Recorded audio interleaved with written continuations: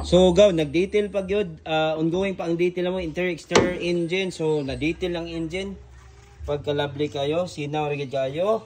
So of course, ang pinaka kuan nato gyud ani sa test drive unsa gyud ang performance labi na sa engine and transmission since automatic man siya. So gaw, nag-test drive nami padung nami si Selex, in front si Selex sa Bangundahan. So mo gyud ang test drive area dire para ma-check ang so gaw, before na mo ni gipagawas, laylayo na sad ni among nadagan, wa ra gyud problema, makina of course ang makina, transmission, mga gyud importante. So katong exterior nga problema, minimal ra gyud ka ito, which is dali ra gyud kayo to tangtangon, labi na pinta lang, dali ra kay na irritate, so problema niya. Ang color sad niya is black, which is kuan na sad kayo, available sad kayo ang color.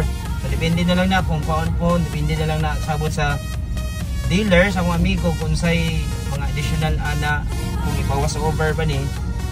So gaw, makina, makaingon ko, wala yung problema. Transmission, wala yung problema.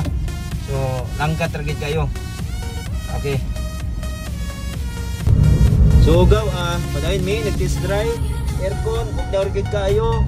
So kate, Bangundahan in front sa Selex, mo gini ang test drive anan, recommended nga road for test drive anan. Kaya nga no, diri gud makahunat pag ayo ang makina. Paranig sa kag-alawang ka ba katong mga darbisanan na straight jud kayo. No, akong gitamakan jud pagayo, full speed, 80 na dagan. So far, grabe kanindot suspension, why problema. Nya ang rim sa ni, kung ipuhin sa sad naka-rim sa no, hindi na ka mag nindot og rim sa ni.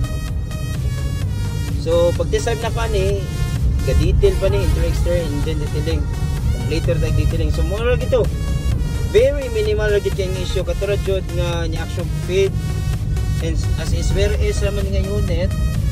Depende na lang magsabot ni sealer anyway, nara mas lay filter sad nga gamay ra gid ka ito siya.